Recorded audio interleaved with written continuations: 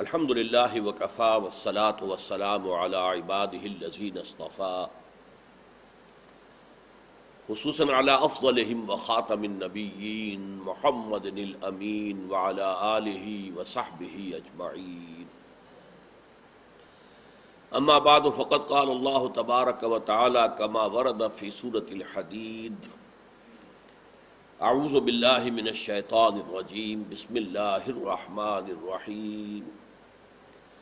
آمنوا باللہ ورسولہ وانفقوا مما جعلکم مستخلفین فیہ فالذین آمنوا منکم وانفقوا لهم اجر کبیر وما لکم لا تؤمنون باللہ والرسول یدعوکم لتؤمنوا بربکم وقد اخذ میثاقکم ان کنتم مؤمنین هو الذی ينزل على عبده آیات بینات لیخرجکم من الظلمات الى النور وإن اللہ بکم لرؤوف رحیم وما لکم الا تنفقوا فی سبیل اللہ وللہ میراث السماوات والارض لا یستوی منکم من انفق من قبل الفتح وقاتل اولئک اعظم درجة من الذین انفقوا من بعد وقاتلوا وکلا وعد اللہ الحسنى واللہ بما تعملون خبیر من ذا الذی یقرض اللہ قرضا حسنا فیضاعفہ لہ ولہ اجر کریم۔ صدق اللہ العظیم۔ رب اشرح لی صدری ویسر لی امری واحلل عقدۃ من لسانی یفقہوا قولی۔ اللہم ربنا الہمنا رشدنا واعذنا من شرور انفسنا، اللہم ارنا الحق حقا وارزقنا اتباعہ وارنا الباطل باطلا وارزقنا اجتنابہ، اللہم وفقنا لما تحب وترضى، آمین یا رب العالمین۔ سورہ حدید کو اگر ہم سیکشنز میں تقسیم کریں بغرض تفہیم تو اس کا پہلا سیکشن 6 آیات پر مشتمل ہے جس کا ہم مطالعہ کر چکے ہیں، اور یہ اصل میں ذات و صفات باری تعالیٰ کے موضوع پر قرآن مجید کا جامع ترین مقام بھی ہے، اور یہاں پر بہت اعلیٰ علمی سطح پر گفتگو ہوئی ہے۔ اب میں ادھر نہیں جانا چاہتا ورنہ ہمارا وقت پھر جو ہے صرف ہو جائے گا۔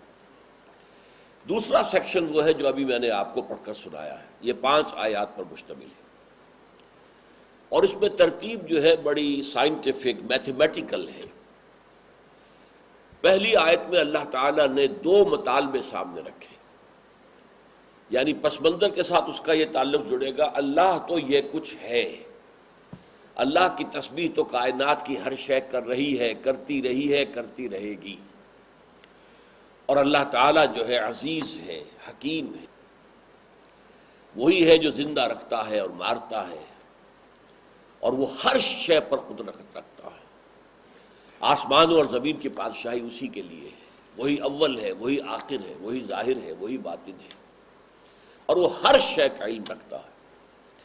وہی ہے جس نے آسمان اور زمین 6 دنوں میں تخلیق فرمائے، پھر تخت حکومت پر متمکن ہوا۔ اس کے علم میں ہوتا ہے جو شے بھی زمین میں داخل ہوتی ہے، جو بھی اس سے نکلتی ہے، جو کچھ آسمان سے اترتا ہے، جو کچھ اس میں چڑھتا ہے، اور تم جہاں کہیں بھی ہو وہ تمہارے ساتھ ہی ہوتا ہے، اور وہ ہر چیز کا چشمدید گواہ ہے۔ پھر دوبارہ آسمان اور زمین کی بادشاہت اسی کے لیے ہے، اور بالآخر سارے معاملات فیصلے کے لیے اسی کی طرف لوٹا دیے جائیں گے۔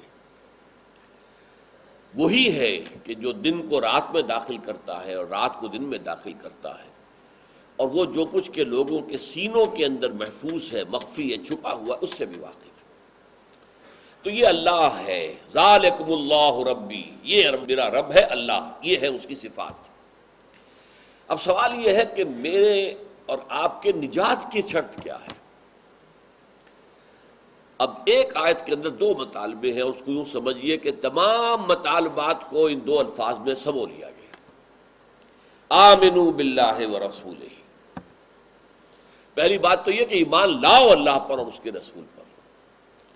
اور یہ ذہن میں رکھیے، میں تمہید میں عرض کر چکا ہوں کہ اس صورت میں، بلکہ اس کے بعد بھی آنے والی 9 صورتوں میں، یہ 10 صورتوں کا جو ایک انتہائی خوشنما گلدستہ ہے قرآن مجید میں مدنی صورتوں کا، سورہ حدید سے سورہ تحریم تک، ان میں خطاب کفار سے نہیں ہے، مشرکین سے نہیں ہے، اہل کتاب سے نہیں ہے، مسلمانوں سے ہے. البتہ مسلمانوں سے خطاب میں جو صادق الایمان ہے وہ بھی مخاطب ہیں، جو کچھ ضعیف الایمان ہے وہ بھی مخاطب ہیں، یہاں تک کہ جو منافق ہیں وہ بھی مخاطب ہیں، اس لیے کہ قانوناً وہ بھی مسلمان ہوتے ہیں.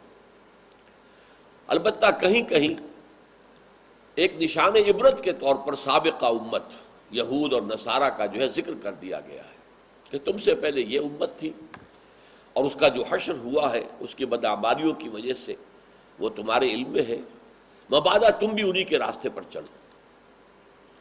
اب اس کے بعد جو 2 مطالبے، ایمان لاؤ اللہ پر اور اس کے رسول پر، گویا کہ اس کا ترجمہ کرنا ہوگا ایمان لاؤ جیسے کہ ایمان لانے کا حق ہے. محض زبان سے کہہ دینا کہ ہم ایمان لے آئے یہ کافی نہیں ہے. اقرار باللسان تو دنیاوی اعتبار سے اسلام میں داخلے کا دروازہ ہے. شاہ درہ جو ہے، یہ جس کو ہم شاہ درہ کہہ دیتے ہیں، شاہ درہ بڑا دروازہ، لاہور کا شاہ درہ ہے کہ جو بھی آئے گا اوپر پنجاب سے وہ ظاہر بات ہے شاہ درے سے گزرے گا تو لاہور میں داخل ہوگا. اسی نام کا ایک شہر جو ہے دہلی کے مشرق میں ہے، جمنا کے پار.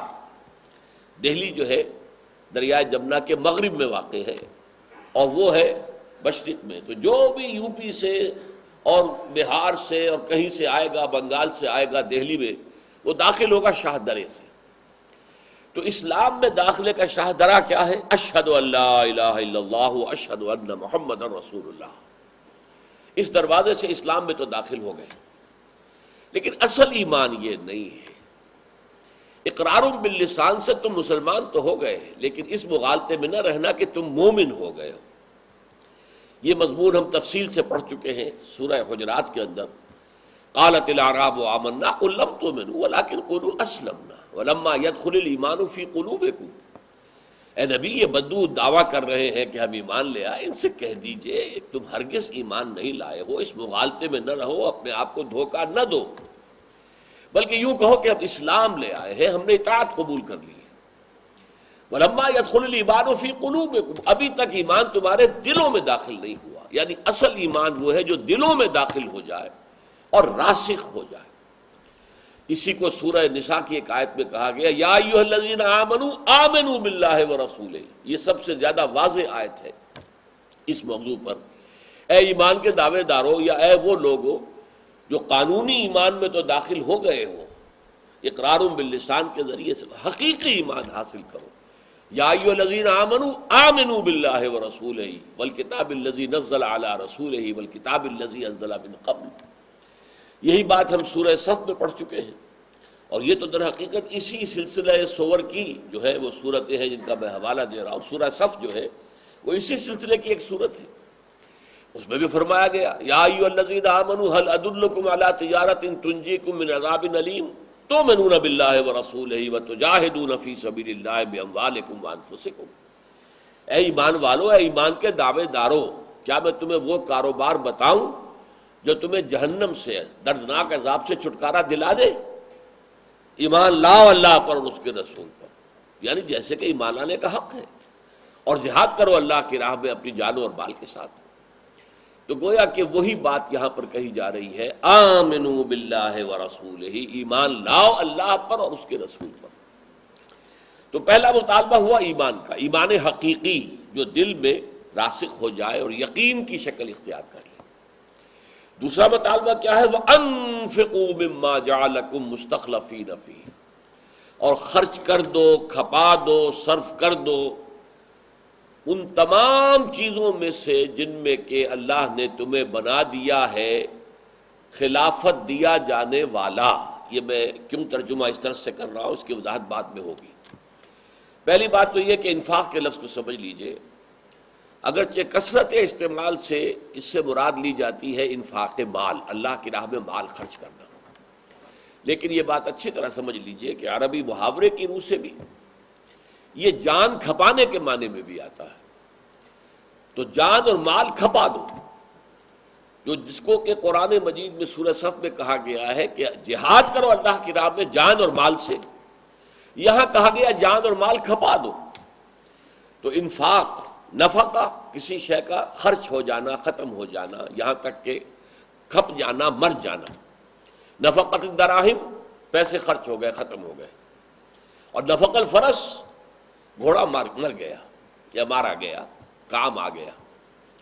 اور اسی طریقے سے ایک حدیث نبوی میں جو ہمارے اس منتخب نصاب میں شامل بھی ہے، اس میں کہا گیا ہے کہ کسی بندے کی وَلَا ثَقَّلَ مِيزَانَ عَبْدٍ كَدَابَّةٍ تُنْفَقُ لَهُ فِي سَبِيلِ اللَّهِ أَوْ يُحْمَلُ عَلَيْهَا فِي سَبِيلِ اللَّهِ.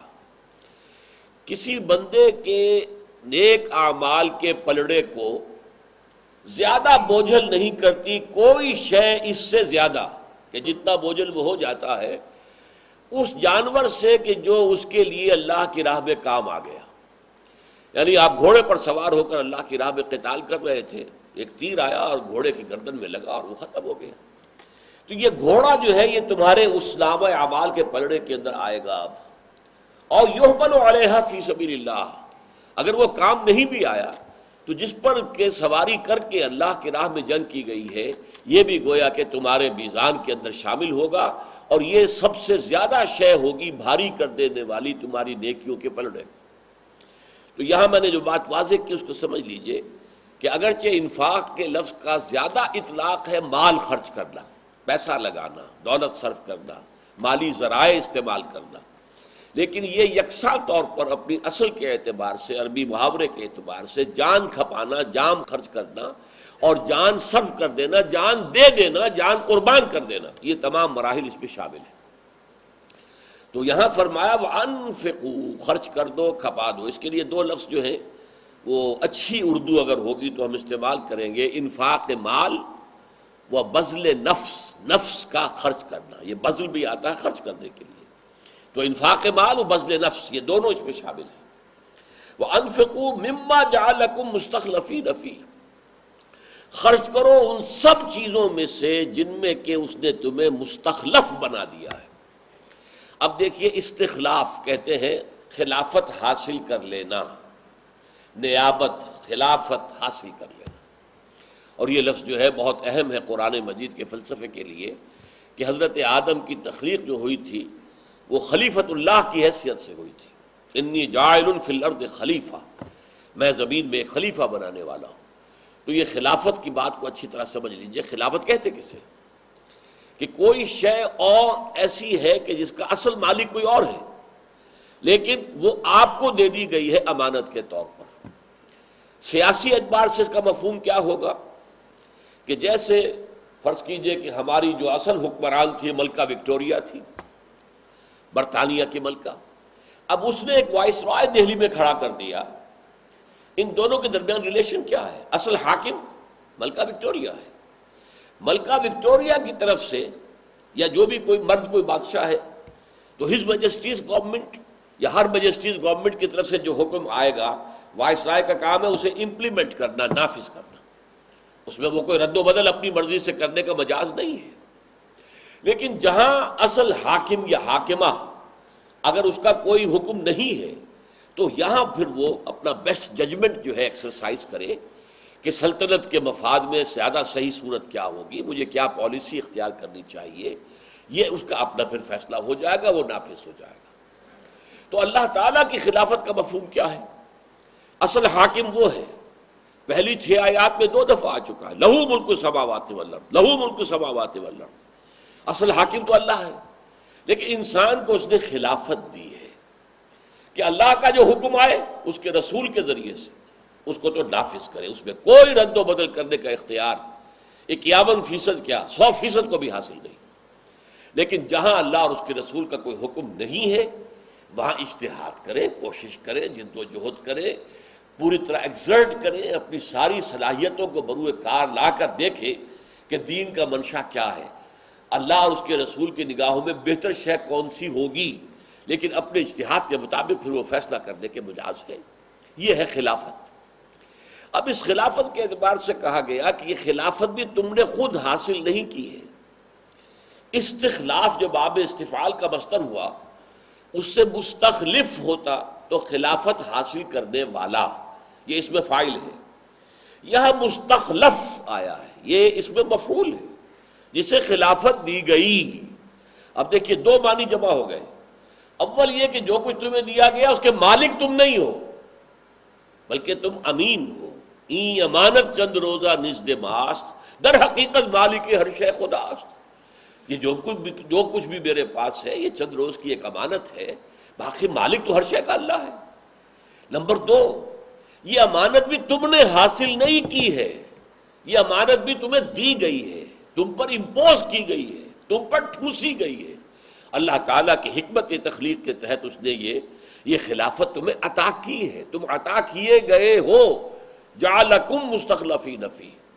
اب جعلہ پھر مزید تیسرے درجے میں تمہیں بنا دیا ہے مستخلف جن چیزوں کے اندر، ان میں سے لگا دو، کھپا دو، صرف کر دو، خرچ کر دو اللہ کی راہ میں. یہاں پہ اللہ کی راہ کے الفاظ نہیں آئے ہیں لیکن یہ آگے چل کر بات واضح ہو جائے گی، کیونکہ ابھی تو یوں سمجھیے کہ انہیں نٹشل ایک آیت میں وہ دو تقاضے بیان کیے جائے. یہ دو عنوانات آ گئے، آمنو باللہ و رسولہ، ایمان لاؤ اللہ پر اس کے رسول پر جیسے کہ ایمان کا حق ہے. وَأَنفِقُوا مِمَّا جَعَلَكُمْ مُسْتَخْلَفِينَ فِيهِ، اور لگا دو، کھپا دو، خرچ کر دو، انفاق مال بھی، بذل نفس بھی، ان تمام چیزوں میں سے جن میں کہ اللہ تعالیٰ نے تمہیں مستخلف بنا دیا ہے. یہ استخلاف بھی تم نے خود حاصل نہیں کیا بلکہ تمہیں دیا گیا ہے. اچھا اب اس پر ذرا جائزہ لیجئے ہمیں کیا کچھ دیا گیا. سب سے پہلے میں اپنی اس ذات میں اللہ کا خلیفہ ہوں. مجھے اس نے ہاتھ دیے ہیں، مجھے اس نے پاؤں دیے ہیں، آنکھیں دی ہیں، کان دیے ہیں، دماغ دیا ہے. یہ سب میرے پاس اللہ کی امانت ہے، میں مالک نہیں ہوں. در حقیقت یہ میرے پاس اللہ کی امانت ہے. وہ میں کون ہوں؟ وہ میری ایگو ہے، وہ میری خودی ہے، وہ خودی، وہ انا. یہ ہے در حقیقت وہ شے کہ جو پوزیس کرتی. میں کہتا ہوں میرے ہاتھ، میرے پاؤں، میرا جسم، میرا دل، میرا دماغ، وہ میں کون ہے؟ اس کو ہم پڑھ چکے ہیں کیونکہ آیا ہے کہ در حقیقت انسان جو ہے اپنے آپ کو ان مادی غلافوں سے تعبیر کر بیٹھتا ہے. Man in his ignorance identifies himself with the material sheets which encompass his real self.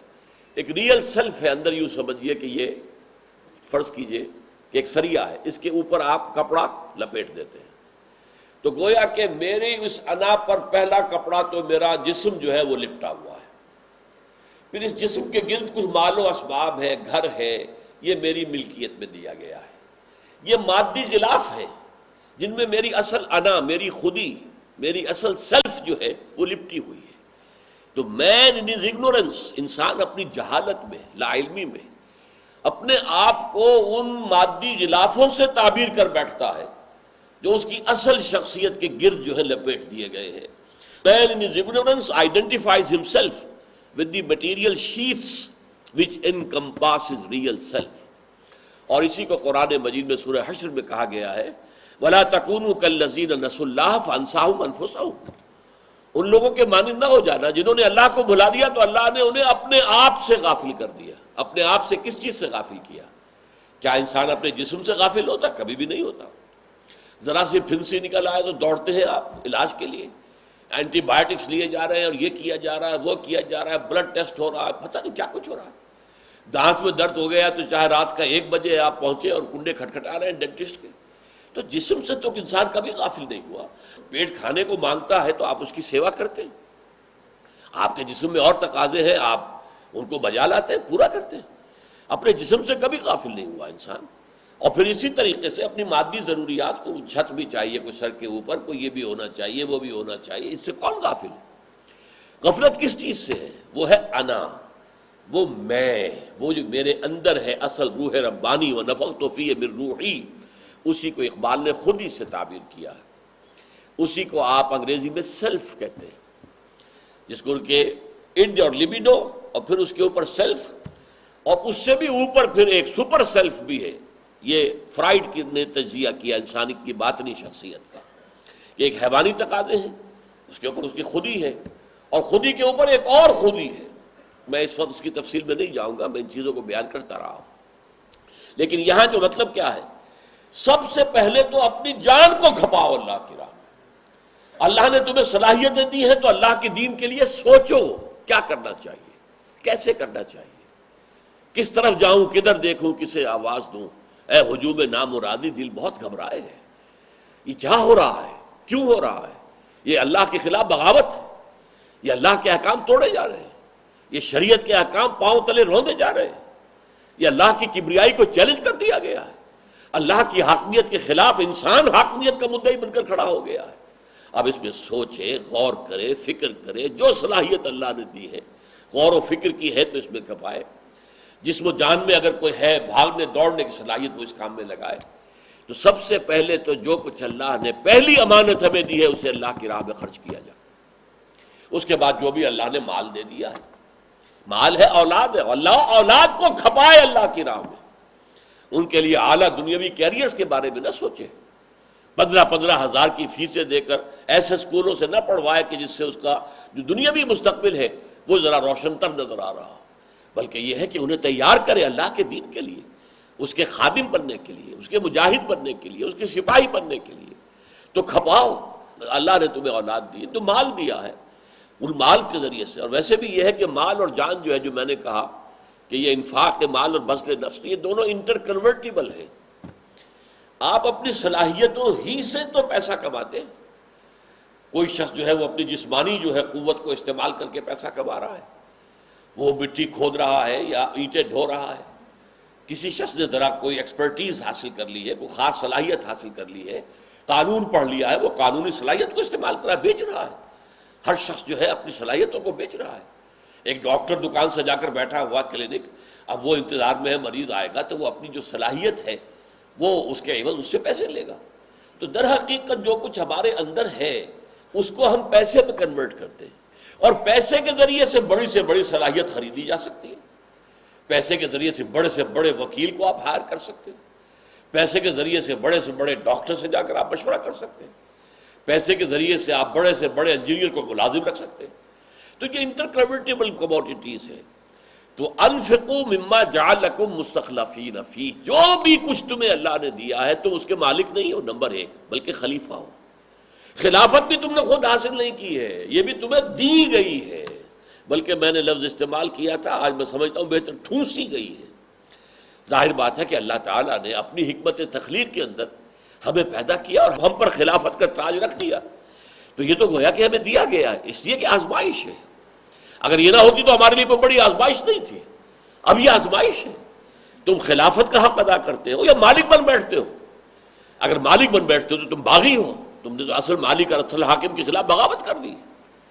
تو اپنی ذاتی جسمانی صلاحیتوں سے لے کر جو بھی کچھ اللہ نے تمہیں دیا ہے، اگر تمہیں کوئی اختیار دے دیا ہے، کوئی اقتدار دے دیا ہے، کوئی حیثیت دے دی، کوئی وجاہت دے دی ہے، کوئی لوگ آپ کی بات سنتے ہیں، کوئی لوگ آپ کی بات، یہ سب کو استعمال کرو، خرچ کرو.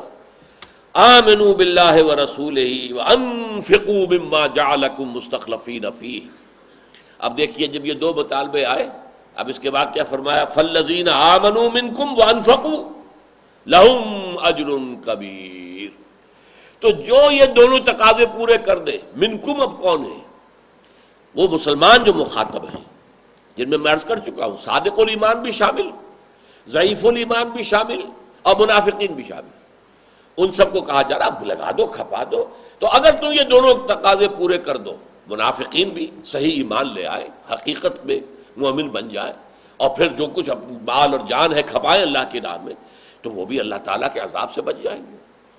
تو اگر فالذین آمنوا منکم وانفقوا، تو جو بھی تم میں سے ایمان لے آئیں جیسے کہ ایمان لانے کا حق ہے، وانفقوا، اور خرچ کر دیں اور کھپا دیں اور لگا دیں، پوری زندگی لگا دیں. جان دی ہوئی اسی کی تھی، حق تو یہ ہے کہ حق ادا نہ ہوا. ہم نے کون سا بڑا احسان کیا، تیر مارا اللہ کے معاملے میں کہ ہم نے جان دے دی. بھائی جان اسی کی دی ہوئی تھی، اس کے حوالے کر دی. مال اسی کا دیا ہوا تھا، اس کے حوالے کر دیا. اگر اس نے ہمیں صلاحیتیں دی تھی، اسی کے دین کے لیے خرچ کر دی. اس نے ہمیں کوئی قوت جسمانی دی تھی، ہم نے بھاگ دوڑ اس نے دین کے لیے کی ہے، اس کی حکومت کے لیے کی ہے۔ لہو ملک السماوات والارض، میں عرض کر چکا ہوں، بار بار پھر توجہ دلا رہا ہوں کہ پہلی 6 آیات کے سیکشن میں 2 مرتبہ ان الفاظ کا آنا جو ہے اس کی اہمیت پر دلالت کرتا ہے۔ لہو ملک السماوات والارض یحیی ویمیت وہو علی کل شیء قدیر، لہو ملک السماوات والارض وإلی اللہ ترجع الامور، فالذین آمنوا منکم، تو جو تم میں سے واقعتاً ایمان لے آئے، وانفقوا، اور انہوں نے خرچ کر دیا، کھپا دیا، لگا دیا، صرف کر دیا، اور یہاں مراد کیا؟ اللہ کی راہ میں۔ خرچ تو سب کر رہے ہیں، اپنے تعیشات پر خرچ کر رہے ہیں، اپنی آسائشوں پر خرچ کر رہے ہیں، نام و نمود کے لیے خرچ کر رہے ہیں، اور ظاہر بات ہے جان بھی سب کھپا رہے ہیں۔ دنیا کے حصول بھی آسانی سے تو دنیا حاصل نہیں ہو جاتی، دولت بھی کہیں راستے میں پڑی ہوئی تو آپ کو نہیں ملتی، اس کے لیے محنت کرنی پڑتی ہے۔ رات دن جو ہے، راتوں کو آدمی پلاننگ کرتا ہے، سوچتا ہے، خواب بھی آتے تو اسی کے آتے ہیں، کون سی کموڈٹی ہے جس کی کہ اب جو ہے ڈیمانڈ پیدا ہو جائے گی، میں پہلے ہی سے اس کو فراہم کر لوں، اس کی ہولڈنگ کر لوں، اس کو جمع کر لوں تاکہ یہ کہ مجھے نفع مل جائے۔ تو کھپانا، صرف کرنا تو سب کر رہے ہیں، ہر شخص کر رہا ہے۔ جیسے کہ حضور نے فرمایا کل نفس یغدو، ہر شخص، ہر انسان صبح کرتا ہے، فبائع نفسہ، اور پھر وہ بیچتا ہے دن بھر اپنی جان کو، اپنے نفس کو بیچ رہا ہے نا۔ کوئی اپنی فزیکل لیبر بیچ رہا ہے، کوئی اپنی مینٹل کیلیبر بیچ رہا ہے، کسی نے ڈاکٹری کا فن سیکھا ہے اس کو بیچ رہا ہے، اس کی فیس لے رہا ہے 1000 روپیہ، چند منٹ جو ہے مشورہ دیا ہے 1000 روپیہ لے لیا ہے۔ کوئی وکیل ہے جو سپریم کورٹ کی ایک پیشی کے جو ہے 5 لاکھ روپے لے رہا ہے۔ تو یہ تو ہر شخص کھپا رہا ہے، لگا رہا ہے۔ کل نفس یغدو فبائع نفسہ، ہر شخص، ہر انسان، ہر ذی نفس صبح اٹھتا ہے، اس کے بعد سے شام تک وہ اپنے آپ کو بیچ رہا ہے، کھپا رہا ہے، اپنی صلاحیتیں، اپنی قوتیں، اپنی توانائیاں یہ بیچ رہا ہے۔ فموتقها وموبقها، لیکن انجام کے اعتبار سے رات کو جب واپس گھر لوٹتے ہیں، کچھ وہ ہوتے ہیں کہ جو اپنے نفس کو اللہ تعالیٰ کی جہنم کی آگ سے بچا کر لے آتے ہیں، یعنی انہوں نے لگایا، کھپایا اللہ کے لیے، اور کچھ اپنے نفس کے لیے بھی ضرورت کے لیے کمایا، تو وہ صرف حلال ذریعے سے کمایا، کسی حرام ذریعے میں منہ نہیں مارا، تو وہ تو شام کو جہنم سے رہائی کا پروانہ لے کر آ جائیں گے کہ آج کا دن میرا جس کام میں صرف ہوا ہے اس کی بنا پر میں جہنم کا مستحق نہیں بلکہ اللہ کے عفو و درگزر کا، مغفرت کا، اس کے رحم کا، اس کے لطف و کرم کا مستحق بن کر آ گیا۔ وَمُوبِقُهَا، اور ایسے بھی ہیں جو ہلاکت لے کر آتے ہیں۔ انہوں نے اول تو سارا دن صرف نفس کی پرستش کی ہے، نفس کے لیے کمایا ہے، جان کے لیے کمایا ہے، اپنی زندگی کے لیے، اس دنیاوی زندگی کے لیے کمایا، اس کی آسائشوں کے لیے اور اس کی نمود و نمائش کے لیے کمایا، اور پھر اس میں نہ حلال کی فکر کی، نہ حرام کی فکر کی، نہ جائز اور ناجائز میں کوئی فرق و امتیاز رکھا، تو وہ بھی شام کو لوٹے دونوں ہیں، محنت دونوں نے کی ہے۔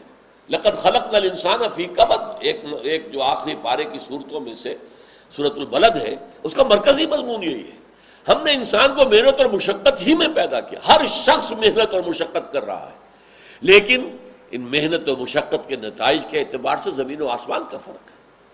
کوئی اس کے ذریعے سے جنت کما کر لا رہا ہے شام کو، اور کوئی جو ہے جہنم کی آگ جو ہے وہ لیے ہوئے چلا آ رہا ہے۔ کل نفس یغدو فبائع نفسہ فموتقها وموبقها، ہر شخص صبح کرتا ہے اور اس کے بعد دن بھر وہ اپنے آپ کو بیچتا ہے، صرف کرتا ہے، انویسٹ کرتا ہے، لگاتا ہے، کھپاتا ہے اپنی قوتوں کو، اپنی صلاحیتوں کو، لیکن واپس آتا ہے تو یا تو جہنم سے چھٹکارے کا پروانہ لے کر آ جاتا ہے، اور یا یہ ہے کہ جہنم میں داخلے کا پروانہ لے آتا ہے۔ بارک اللہ لی ولکم فی القرآن العظیم ونفعنی وإیاکم بالآیات والذکر الحکیم۔